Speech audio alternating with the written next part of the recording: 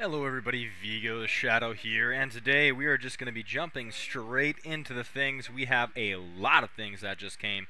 So, one of the big news is that there is a demonic third gamma arrival celebration special missions, and with that, they're all pretty easy. Completing chronicles, you get a shadow wisdom polish here, and then there's a limited login, which is just logging in, and you get her weapon right off the bat, so that's always nice. I'm going to go ahead and just claim these, so I already got the weapon just by logging in, and some shadow polish as well. These missions are very easy, so there's not really much to go off of here. You get 300 candies for doing this limited one-on-one. That's definitely worth it, because that's probably like maybe a week, maybe depending on where you're at, maybe 2 weeks of, or a week of grinding if you're high level, and then maybe like month level if you're low. So we're just going to go ahead and interact with her here. Just do some one-on-one time, get that 300 candies, might as well just get that out of the way. So, and that's all there is to that, so you could just attempt that. We're going to be going straight into her banner, of course. This is Demonic Third Gamma, yellow attacker units. Now, I know I could have pumped out this video a lot sooner than the usual, which the banner starts with 6 days left usually, or 7, I can't remember when it is, but regardless, I wanted to wait a while to do my little bit of research, aka ask some other members of the Red Ravens faction what they thought of the unit and how well it's performing in Armageddon. So I thought the best course of action was to just let people test the unit that have the unit and just kind of give me their honest reaction so I can have more pieces of information to get back to you guys with. So without further ado, let's just dip right into the profile and go to the max stats right off the bat. So we got power to healing boost there. We got healing boost to overheal. I'll go back up just in case you didn't get that screenshot. So there we go if you need it. Healing boost to overheal, and then the grouping down with the demon grouping as well. Gotta say, I really do love these demon units. They're definitely really awesome. Makes me wish I would have got demon delta, but there is a chance to get demon gamma here as well. Artwork looks amazing, as usual, with the demon units. Love it. Now let's just switch back to initial here, and then we're going to go to the skills. So hidden technique, we have Sever and Sunder. And what I've heard from this hidden technique is that it's very, very good. We're talking like probably hitting the millions in terms of damage. I heard somebody got 2 million off their hidden technique, so if that's not enough reason to pull, I don't know what is. But essentially, what you're looking at here is inflicts 300% damage on a single random enemy 8 times, ignores provoke. Now, it may seem like pretty bad, but when you tally it all up, you know, 300 times that 8, you're left with 2,400.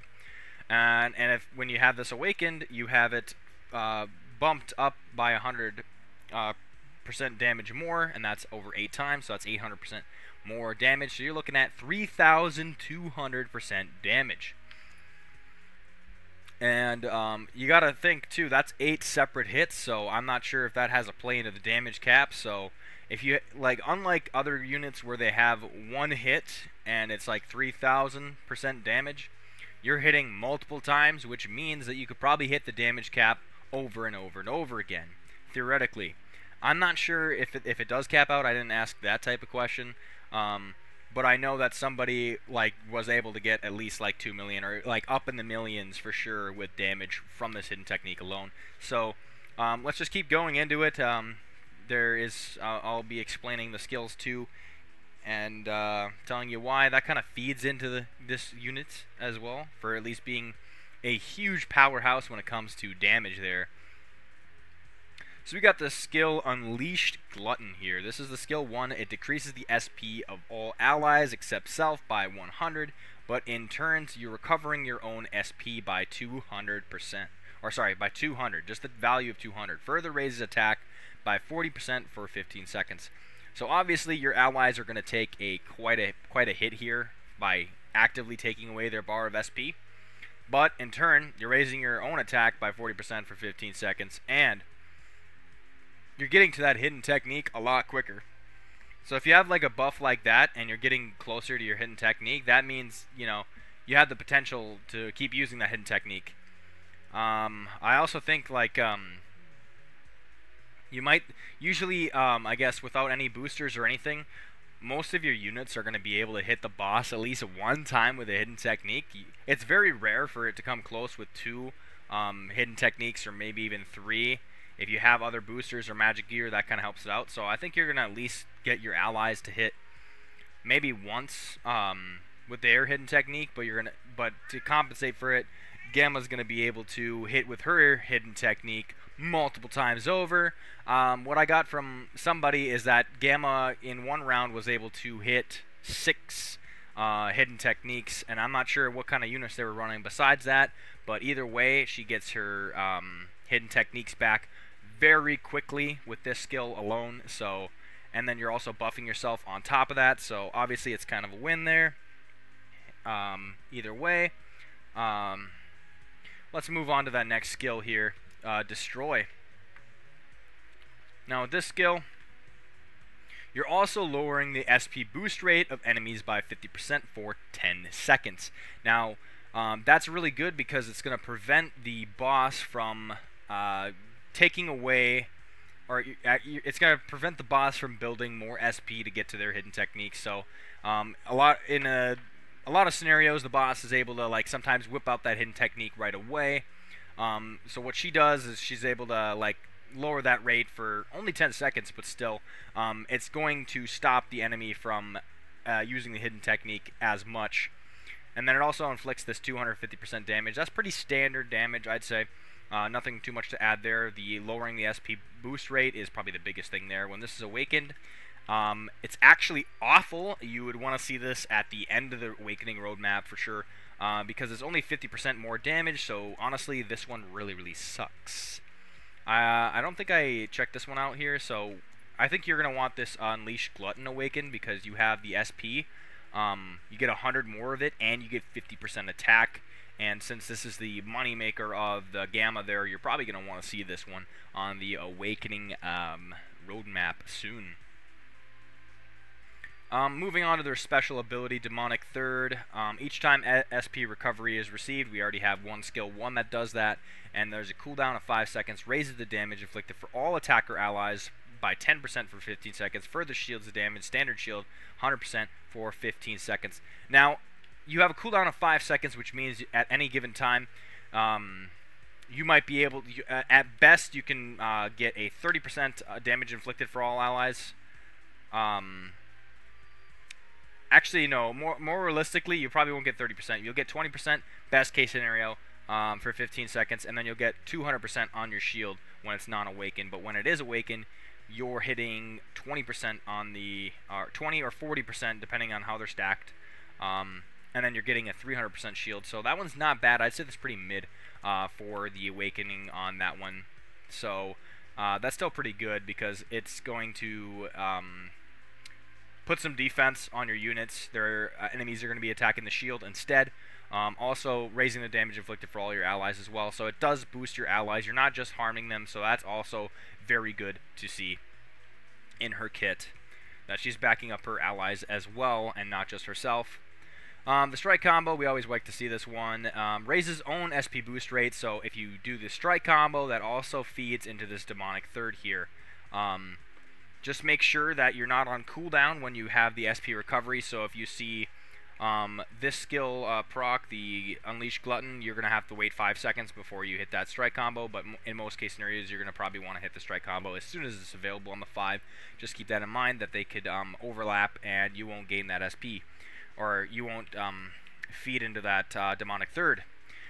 Either way, of course, they'll have 2 pieces of linked gear, and I'm going to go ahead and spoil it right away. She's able to put both those gears on right away, and that's awesome, so it changes something else in the Awakening roadmap there. But before I get to that, let's just check out these linked pieces of gear. Let's go with the free gear that you get right off the bat. This is the Avarice Gauntlet.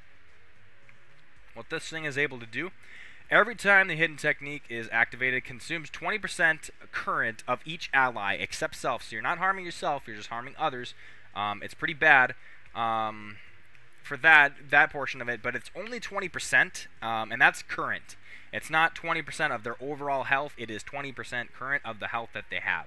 So if they're down 50%, you're only going to be taking 20% of that 50%, if that makes any sense for sure. I know last time I didn't clarify that, so it's not 20% flat rate of your overall health, it is just the current, so that's why they have that in parentheses for each ally.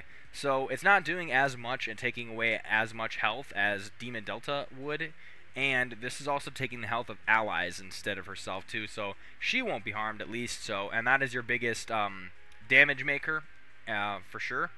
And then she also raises her own damage inflicted by 50% for 20 seconds. So if you're able to whip out a hidden technique and get that hidden technique in 20 seconds, if you're able to get that hidden technique back, that is excellent, because you're going to be hitting even harder the next time around, and that's going to be devastating. Next piece of linked gear here, we have the Revengeful Katana. And at the start of the wave, you're raising the SP boost rate of all allies by 10% permanent. So this is actually a very good piece of gear. It doesn't like 3-in-1, it's not 2-in-1, but I know it's just one thing, and it looks like a small percentage there, but still, it's better than nothing, because essentially we would be kind of resolving the issue that Unleash Glutton does when it takes away the SP. At least you have a better boost rate on top of that for all your allies. So that's what I really liked about that piece of gear as well. Let's just go ahead into the Awakening roadmap here, and right off the bat you get Demonic Third. So that is that the mid one, I'd say. It's an okay one to have in your Awakening roadmap here. You get 10% more on the damage inflicted, and you get 50% more for the shield. So you get, at best case scenario, you're getting 40% damage inflicted for all allies, and 300% for shield as well for your allies, which makes that very good. I think it's a decent one. It's okay, but there are better ones in the roadmap to unlock. But having her at A1 is definitely going to help with your allies doing more damage and protecting them a little bit too. A2 is the normal attack, and I think I always like having a normal attack awakened as well, because for this one, instead of 100% damage, you're doing 200%, and I know that's just a small increase, but that is a normal attack. Having a normal attack do more is always good, I think. So there's not really that much room to complain there. And then you're also recovering your own SP by 25. So it's like you're doing twice the amount of damage for your normal attack, and then you're recovering SP as well, which is also going to feed into your Demonic Third or fourth. No, sorry, Demonic Third passive skill, so that you're essentially you're probably going to be hitting that cooldown every time.